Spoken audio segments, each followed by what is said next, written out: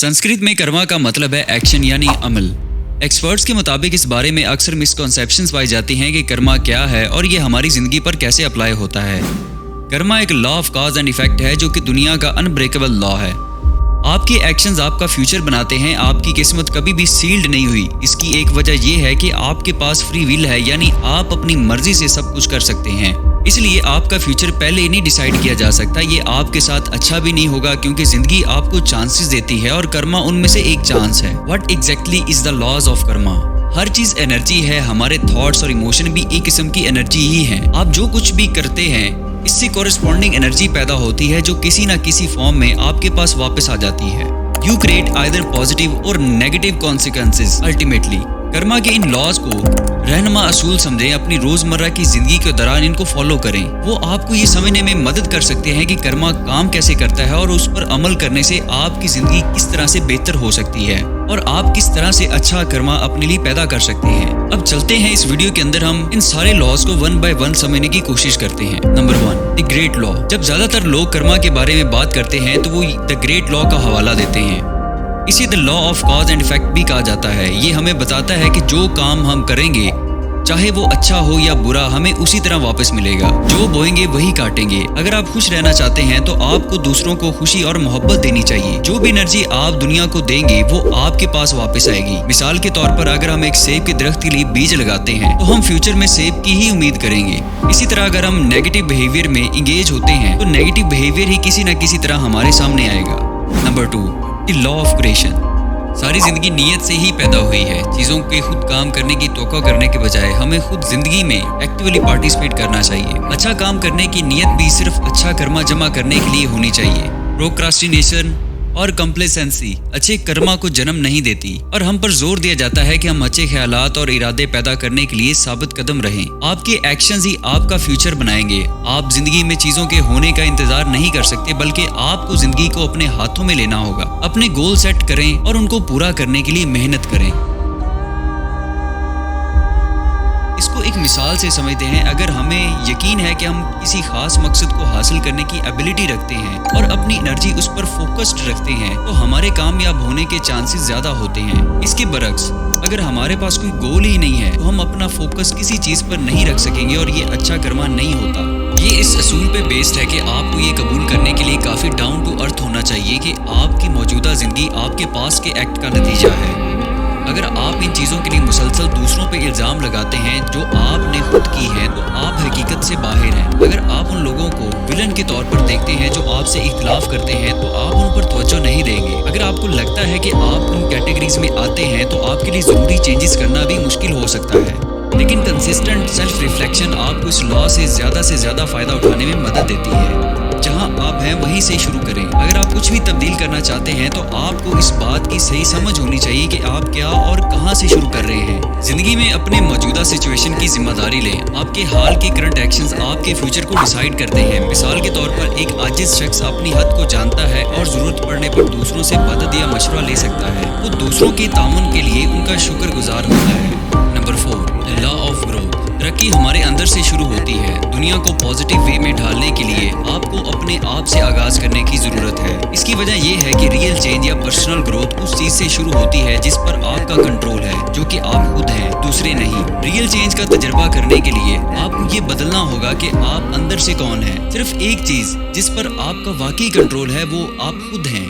वो चेंज खुद में लाएं जो आप दुनिया में देखना चाहते हैं। द लॉ ऑफ ग्रोथ उन चीजों को भी देखता है जिन पर आपका कंट्रोल नहीं है या आप उनको कंट्रोल नहीं कर सकते और आप किस्मत को कबूल करके उनसे कैसे डील करते हैं। आपकी अटेंशन अपने आप पर फोकस होनी चाहिए। आपको अपने इर्द गिर्द के लोगों या चीजों को कंट्रोल करने की कोशिश भी नहीं करनी चाहिए। जैसे कि एक शख्स जो पर्सनल ग्रोथ के लिए पुरज़म है वो नई स्किल सीखने या नई हैबिट्स पैदा करने के लिए अपने गोल सेट कर सकता है और उन्हें अचीव करने के लिए मुसलसल मेहनत करता है। Number 5, the law of responsibility. The law of responsibility ये एहसास पैदा करता है कि आप अपनी जिंदगी के तमाम एक्सपीरियंस के जिम्मेदार हैं। लॉ ऑफ ग्रोथ की तरह लॉ ऑफ रिस्पॉन्सिबिलिटी का मकसद आपको ये सिखाता है कि आपको अपनी चीजों की ऑनरशिप लेने की कोशिश करनी चाहिए और इसका मतलब ये है कि आप अपनी पैदा की हुई अच्छी और बुरी दोनों चीजों के खुद मालिक हैं। बहाने तलाश करने की मुसलसल कोशिश ना करें। ये एक ग्रेट रिमाइंडर है कि आपके साथ जो कुछ होता है वो आपकी अपनी वजह से होता है। ये लॉ आपके लिए तमाम मसाइल की वजह तलाश करने के लिए दूसरों की तरफ देखने का मौका खत्म कर देता है। जैसा कि एक जिम्मेदार शख्स दूसरों पर इल्जाम लगाने या बहाने बनाने के बजाय अपनी गलतियों को समझता और चीजों को दुरुस्त करने की कोशिश करता है।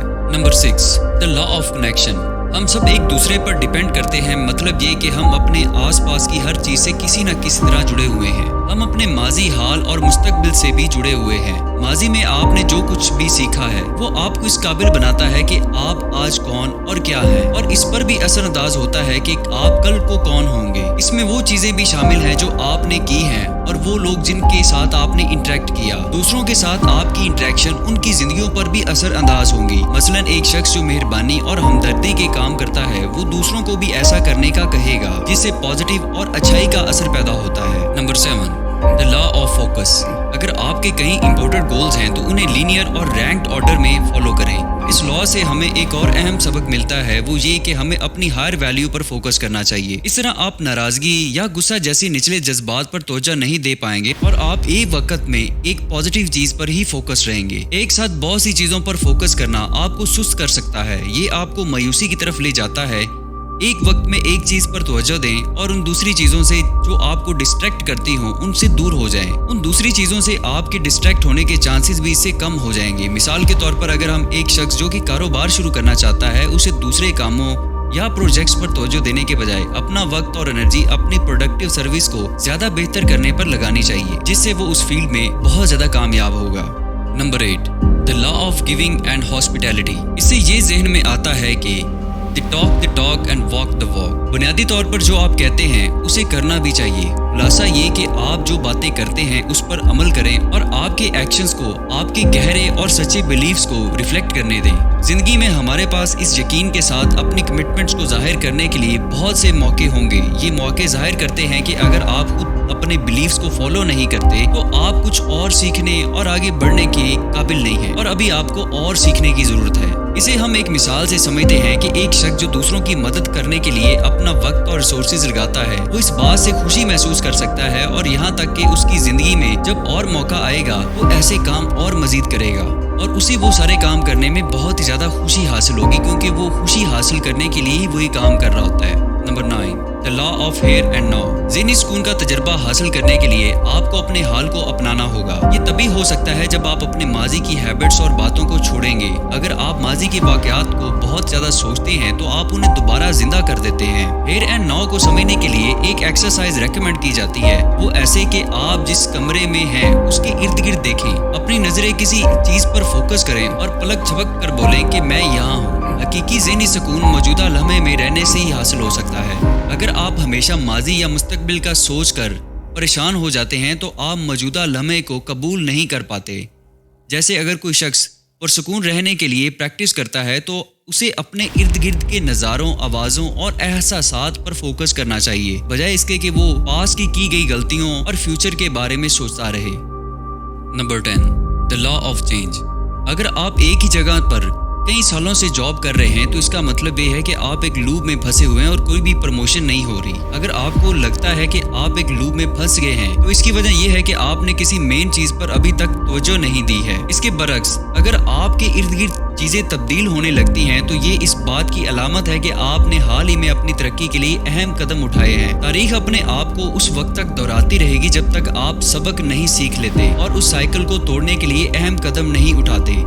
तब्दीली आपको एक नया रास्ता फराहम करती है ताकि आप हकीकी खुशी हासिल करें और तरक्की का तजर्बा करें, ताकि अपने लिए एक नया फ्यूचर बना सकें और उसके साथ आप अपना एक बेहतरीन वर्जन भी बना लें। अपने आप को माजी से आज़ाद करें। मिसाल के तौर पर एक शख्स जो अडेप्टेबल है और तब्दील होता रहता है वो चैलेंजेस या रुकावटों का सामना अच्छे तरीके से कर सकता है और नए मौके पैदा होते ही उनसे फायदा उठा सकता है। अगर आपको लगता है कि आपकी जिंदगी रिपीट हो रही है तो पता लगाएं कि आपने कौन से लेसन नहीं सीखे। एक नया और बेहतरीन फ्यूचर बनाने में मदद के लिए उन लेसन्स का इस्तेमाल करें। जी दोस्तों, तो ये थे कर्मा के वो 10 लॉज जो हमारी जिंदगी पर बहुत ज्यादा इम्पैक्ट डालते हैं। मुझे पूरी उम्मीद है कि आप इन लॉज को समझने के बाद अपनी जिंदगी को मजीद बेहतर बनाएंगे। अगर आपको हमारी ये वीडियो अच्छी लगी है तो अपने दोस्तों के साथ लाजमी शेयर करें। मिलते हैं अगली वीडियो में। Thank you for watching. This is best solution in a short time.